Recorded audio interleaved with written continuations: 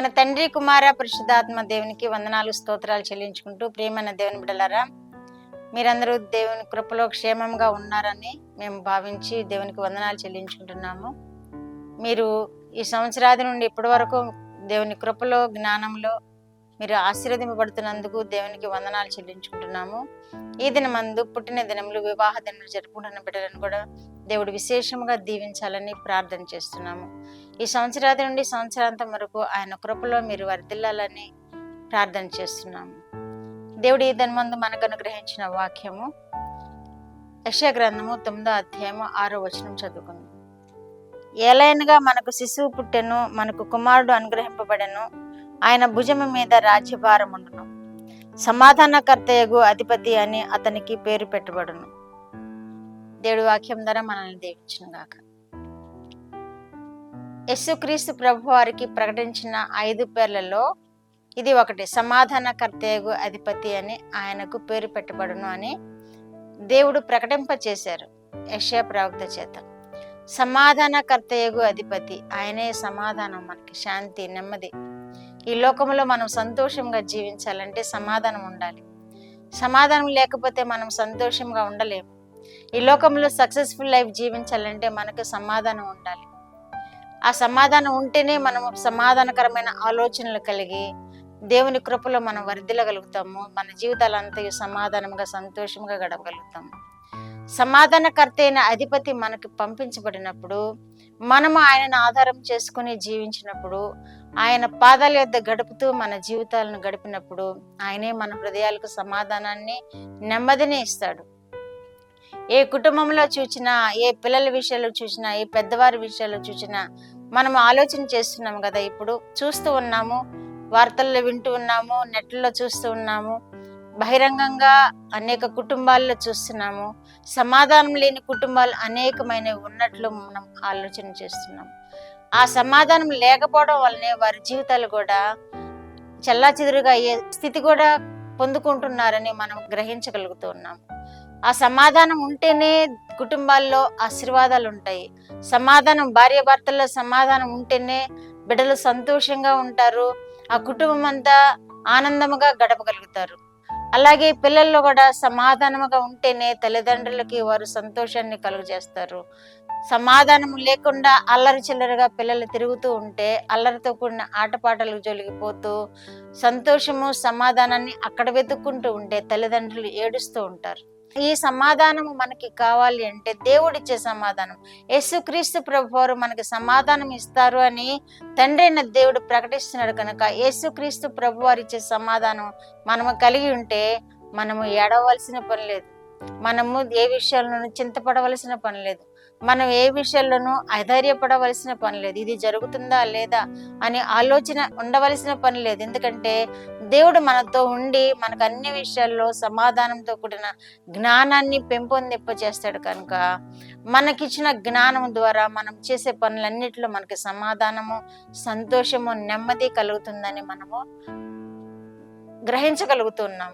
కనుక మన రక్షకుడైన యేసుక్రీస్తు ప్రభు వారిని మనం హత్తుకొని జీవించాలి, ఆయనను సేవించాలి. మన కుటుంబ జీవితాల్లో, మన ఉద్యోగ జీవితాల్లో, మన సమస్త జీవితాల్లో ఆయన ఆధారం చేసుకుని జీవించినప్పుడు ఎన్ని అడ్డంకులు వచ్చినా వాటన్నిటిని దేవుడు తొలగించి మనకు సమాధానాన్ని ఇస్తారు. కొంతమంది ఆఫీసులో ఏమాత్రము సమాధానం లేకుండా వాళ్ళు దినాన్ని గడిపేస్తూ వస్తుంటారు. వారు కూడా దేవుని మీద ఆధారపడి, దేవా నాకు ఈ సమస్యను తీర్చు, నాకు సమాధానం దయచేయని ప్రార్థన చేసుకుని వారి హృదయాలు దేవుని అర్పించినప్పుడు వారి ఆఫీస్ జీవితాల్లో కూడా, వారి కుటుంబ జీవితాల్లో కూడా దేవుడు నెమ్మదిని, సమాధానాన్ని ఇస్తాడు అని మనము వాక్యాల్లో చూడగలుగుతూ ఉన్నాం. యెషయా గ్రంథము 66వ అధ్యాయము 12వ వచనంలో, యెహోవా నీవు మాకు సమాధానమును స్థిరపరచుదువు అని వాక్యం తెలియజేయబడుతుంది. మన తండ్రి అయిన దేవుడు, మన రక్షకుడైన యేసుక్రీస్తు ప్రభు వారు మనకి సమాధానాన్ని ఇస్తేనే మనకి స్థిరముగా ఉంటున్నది. మనం ఈ లోకంలో మనం సొంతగా వెతుక్కుని సమాధానాన్ని పొందుకోవాలని చూచినా అది స్థిరంగా ఉండదు. తాత్కాలికమైన సమాధానముగానే ఉంటుంది.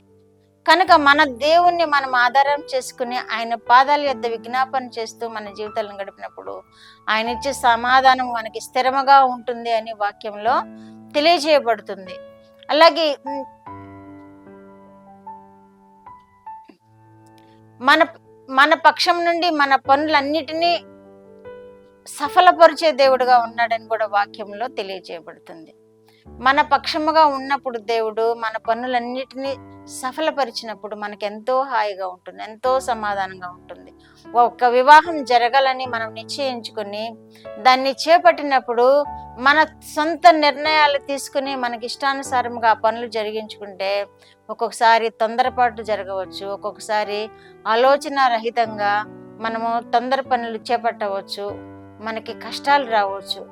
అలాంటివి ఏవైనా కానీ మన దేవుడు మన పక్షంలో ఉన్నప్పుడు మన పనులన్నిటినీ ఆయన సఫలపరుస్తాడు, మనకి సమాధానాన్ని మిగులుస్తాడని వాక్యంలో మనం తెలుసుకుంటున్నాము. కాబట్టి మన దేవుణ్ణి ఆధారం చేసుకున్నాము.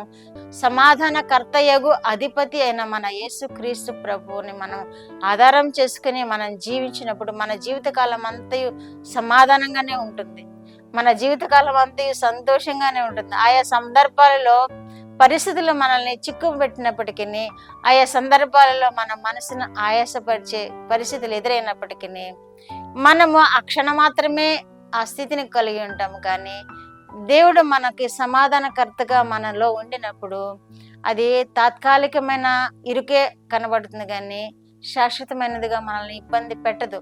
మనల్ని సమాధానమే ఏలుతుంది, సమాధానం సంతోషమే ఏలుతుంది. కనుక మన రక్షకుడైన యేసుక్రీస్తు ప్రభువాన్ని మనం హత్తుకుందాము. మనకి సమాధానకర్తయ్య అధిపతిగా వచ్చిన యేసు ప్రభువుని మనం ఆధారం చేసుకుందాము. మన గృహంలో ఆయనను అధిపతిగా ఉంచుకున్నప్పుడు ఆయన మనకు సమాధానాన్ని ఇస్తాడు. మన గృహంలో మనం ఆయనని యజమానిగా ఉంచుకున్నప్పుడు మనకు సమాధానాన్ని ఇస్తాడు, భార్యాభర్తల్లో సమాధానాన్ని ఇస్తాడు. కనుక యేసుక్రీస్తు ప్రభువారు సమాధానకర్తయగు అధిపతి అని ఆయనకు పేరు పెట్టిన ఆ పేరును మనము ఆశీర్వాదం పొందుకుందాం. ఆ పేరులో ఉన్న ఆశీర్వాదాన్ని మనం పొందుకుందాం. ఆ సమాధానము, నెమ్మది, ఆనందము యేసుక్రీస్తు ప్రభువారిలో కలిగి ఉంటుంది. కాబట్టి ఆయనను పొందుకుందాము, ఆయనను మన గృహంలో నిలుపుకుందాము, ఆయనలో మనం ఆనందిస్తూ మన జీవితాలను గడుపుతాం. రాబోయే నూతన సంవత్సరం నుండి, సంవత్సరాది నుండి సంవత్సరాంతం వరకు యేసుక్రీస్తు ప్రభువును మీరు కలిగి ఉండి ఆ దేవుణ్ణి మీరు ఆశ్రయించి మీ జీవితకాలం అంతయు సంవత్సరాంతం వరకు సమాధానము, శాంతి, నెమ్మది పొందుకొని జీవించాలని ప్రార్థన చేద్దాం. ప్రార్థన. మా దేవా, మా ప్రియ పరలోక ప్రభువా, మీ పరిశుద్ధ పాదములకు వందనాలు, స్తోత్రాలు. మా రక్షకుడు యేసయ్య స్తోత్రములు, పరిశుద్ధాత్మ దేవ స్తోత్రములు. మాకు సమాధానకర్తయగు అధిపతిగా మాకు అనుగ్రహింపబడిన దేవ యేసయ్య మీకు స్తోత్రాలు. నాయన, చూస్తున్న బిడ్డలందరినీ మా ప్రభువా మీరు సమాధానంతో నింపండి. మిమ్మల్ని ఆధారం చేసుకుని వారి జీవితాల్లో జయం పొందడానికి, సమాధానంతో వారి జీవితాలను గడపడానికి మీరు కృప చెప్పండి. మీ నుండి పొందుకోవాల్సిన ఆశీర్వాదాలన్నీ పొందుకోవడానికి బిడ్డలను మీరు సిద్ధపరచండి. మీరే మహిమ పొందమని యేసుక్రీస్తు వారి పేరిటి మనవులు మీ పాదముల యొద్ద వేడుకుంటున్నాను పరమ తండ్రి. ఆమేన్.